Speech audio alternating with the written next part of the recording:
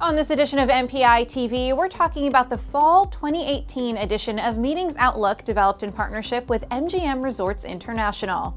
We're chatting through the results of the Meetings Outlook research, where we're learning that a healthy meetings and events landscape means more innovative meetings and a change in how we meet face-to-face.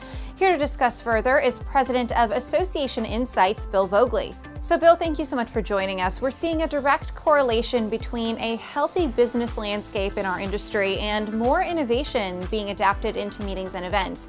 Can you talk to us about what trends we're seeing coming out of Meetings Outlook?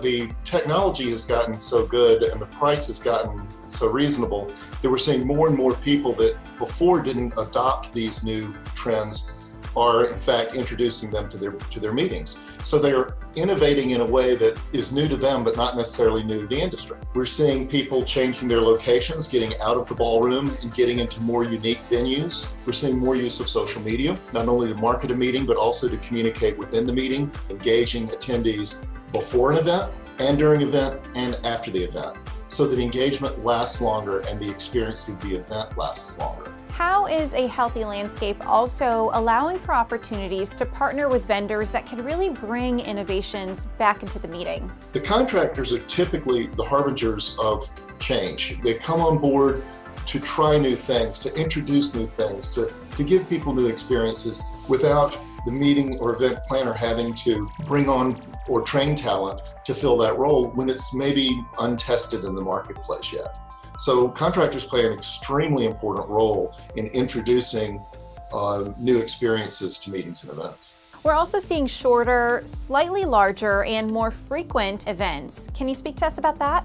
When your subject matter is limited, it's easier to identify your audience. It's easier to know who you want to invite, and it's easier for them to know that your content matters. If it's more brief, more concentrated, more focused, a lot of times an attendee can say, well, I can go and get everything I need in one day or a half a day and leave and be perfectly satisfied that it was targeted at my needs and that I got the most out of it for my time committed. And lastly, Bill, we're seeing more attendance in live and virtual events moving forward. Can you talk to us about these trends and what we can continue to see in the future? Back in the day, it was feared that virtual attendance was going to cannibalize live attendance. So we've been tracking this for years now. For the last 3.5 to 4 years, virtual attendance and live attendance have both been growing between 1.5% and 3% per year, just steady as rain.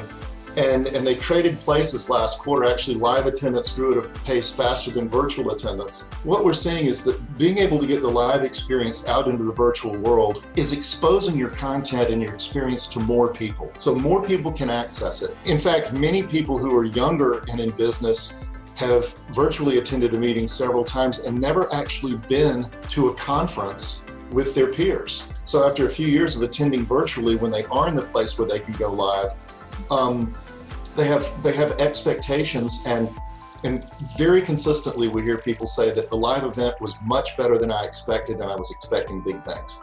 That does it for us on this edition of MPItv. Be sure to check out the November issue of The Meeting Professional for even more research from Meetings Outlook, developed in partnership with MGM Resorts International.